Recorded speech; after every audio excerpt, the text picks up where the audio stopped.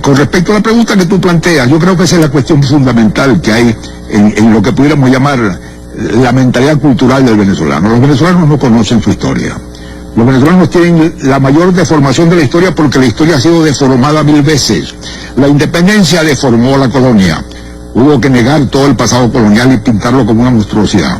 Y luego las diferentes rupturas que se hicieron a lo largo del siglo XIX y el siglo XX, cada nuevo grupo que llegaba al poder lo primero que hacía era desacreditar, negar y caricaturizar lo que había hecho el anterior. De modo que hubo una especie de empresa nacional de demolición que hizo que surgiera una visión absurda. Y la visión general que tiene el venezolano es muy sencilla. Es la visión de que Venezuela fue un país con un pasado colonial insignificante, en el que por un gesto, un acto milagroso, se produjo la generación de la independencia, que hizo cosas increíbles, es decir, la epopeya, esa palabra tan significativa, ¿no?, que saca de la realidad lo que pasa, y que después de la epopeya cayó en una decadencia de la que no ha salido más nunca, que es lo que refleja, por ejemplo, el libro Época Terra, Memorias de un venezolano, de la decadencia. Pero esa visión es falsa, porque una visión dicotómica de la historia, una visión hecha a base de unas especies de figuras simbólicas del bien y del mal, no corresponden a ninguna realidad. De modo que la historia de Venezuela hay que reescribirla, hay que rehacerla. El gran problema que tuvieron los hombres a partir de Páez en adelante era cómo rehacer un país, cómo recomenzar un país que se había deshecho. El México después de la independencia era México, y estaba intacto la herencia colonial y el indígena. La Venezuela después de la independencia no era nada, era el caos, era la destrucción, era la miseria. Entonces estos hombres, a partir del primer gobierno de Páez, intentaron hacer un país, y ese es el esfuerzo que marca todo el siglo XIX. La tentativa de rehacer un país de la nada, un país en que se habían destruido las instituciones, las tradiciones, las clases sociales, se había pervertido toda noción básica de sociedad.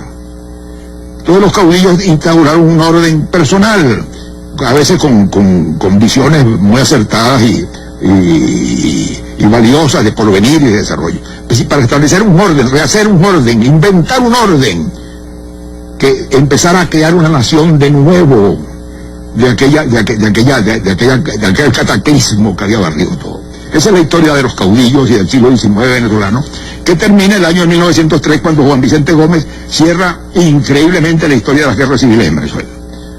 Un siglo de guerra civil, un siglo de caudillismo, de violencia, de mandato personal, de montonera. Eso lo cierra ahí. De modo pues que la independencia de Venezuela fue una ruptura cataclísmica.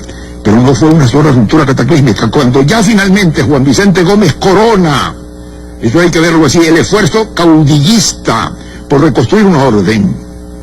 Y Juan Vicente Gómez recrea el Estado venezolano, crea la hacienda venezolana, hace una cosa muy importante, crea por primera vez un ejército nacional en Venezuela. La independencia de Venezuela fue la más costosa, la más sangrienta, la más larga, la más destructiva de todos los países latinoamericanos. Hubo países latinoamericanos que en 6 meses ganaron su independencia, y en los que la independencia no trajo ninguna transformaciones muy grandes sociales y económicas. En Venezuela la guerra dentro del país duró 15 años, más 5 años más posteriormente, porque Bolívar estaba el año 29 a la cabeza de tropas colombianas en la frontera del Ecuador. De modo que Venezuela hizo 20 años de guerra. Un paisito de 700.000 habitantes perdió la tercera parte de su población. Perdió toda la riqueza, perdió todas las instituciones, perdió todas las tradiciones, perdió todas las estructuras sociales y mentales que venían de 3 siglos de régimen español. Eso no pasó en ningún país latinoamericano.